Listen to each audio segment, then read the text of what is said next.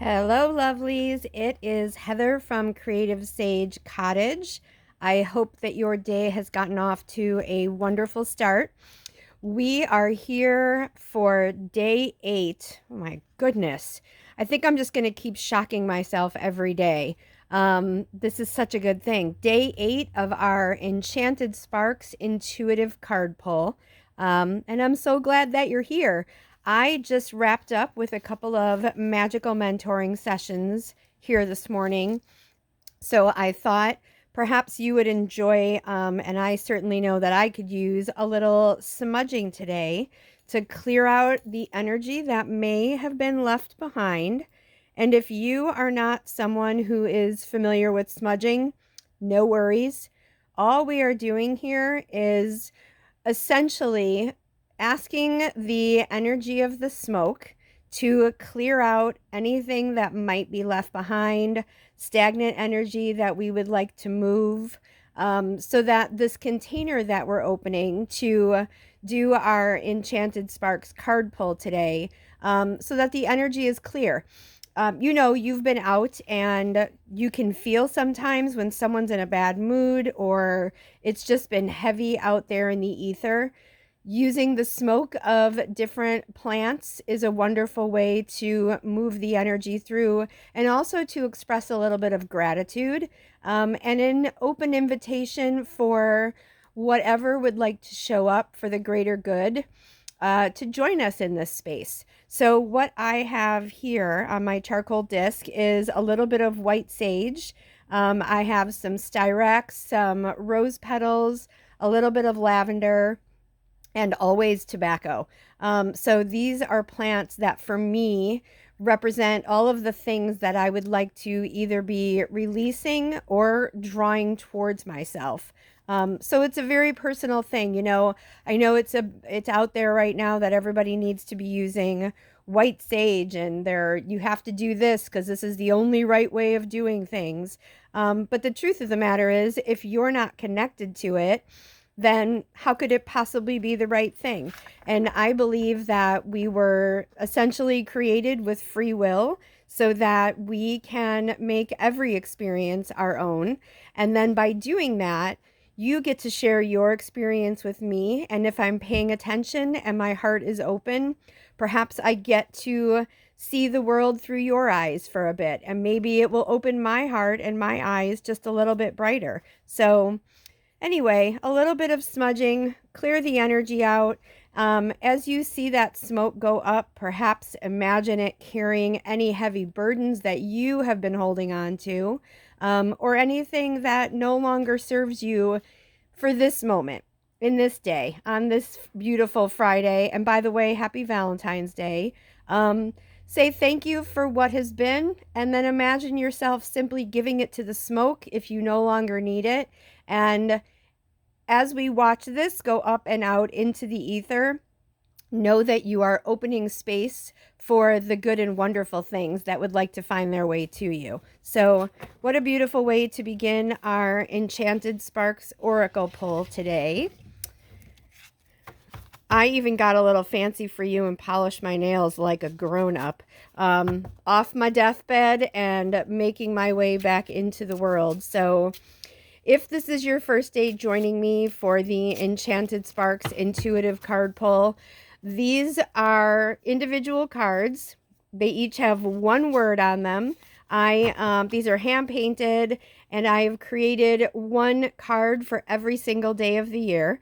The idea is, this is a little sacred container where we show up each and every day, spend a little time with the cards, and when it feels right, we simply turn one card over. And this is essentially, we are inviting conversation with our highest selves, the divine self, the God self, if you connect to that description, whatever feels right for you. The idea is, One tiny word is actually a spark that when we give it enough energy and when we hold enough space for it, it has the opportunity to become a flame. And flames grow and grow and grow. And as they burn, they also clear and they open space for new things to show up. So this is essentially, this is an ongoing invitation. There is no right or wrong way to utilize the enchanted sparks. I have developed a practice of sort of sitting with them each and every day. Before I hop on and begin recording, I ask them one simple question, the same question every day, in order to keep the energy clear and not boggled down with a bunch of ego-driven questions. This question is simple. What would you have me know today? And then I shuffle the cards and imagine myself energetically connecting to them. I move them around until I feel like the card that has been waiting for my attention has shown up and has gotten its way to where it needs to be.